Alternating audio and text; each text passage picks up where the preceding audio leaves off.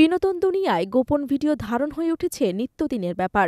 ছোট পর্দার জনপ্রিয় অভিনেত্রী কেয়া পায়েল সম্প্রতি মুখ খুললেন এই বিষয়ে। শুটিং সেটে গোপনে ভিডিও করা নিয়ে ক্ষোভ প্রকাশ করে তিনি বললেন, প্লিজ ভিডিও করবেন না।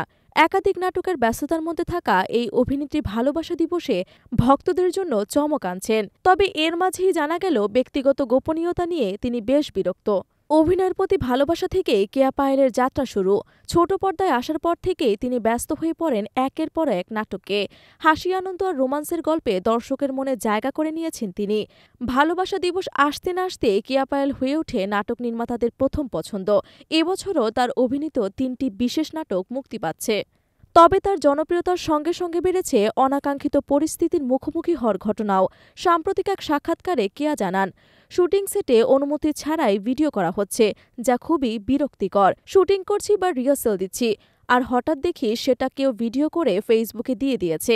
এটা খুবই অস্বস্তিকর। তিনি আরও বলেন, সবচেয়ে বেশি বিরক্ত লাগে যখন শুটিং শেষ করে একটু বসে আছি কিংবা ব্যক্তিগত কথোপকথন করছি, তখনই কেউ ভিডিও করতে থাকে। এর আগেও বিনোদন দুনিয়ায় শুটিং সেট থেকে গোপন ভিডিও ফাঁস হওয়ার ঘটনা ঘটেছে।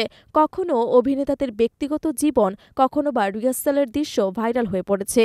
এমনকি কিছু অভিনেতা বা অভিনেত্রী এ নিয়ে বড় ধরনের বিতর্কেও জড়িয়েছেন। তবে কেয়া এসব কেলেঙ্কারিতে না গিয়ে নিজের ক্যারিয়ারে মনোযোগ দিচ্ছেন। ভালোবাসা দিবসে নতুন নাটক আসছে, যা নিয়ে বেশ আশাবাদী তিনি।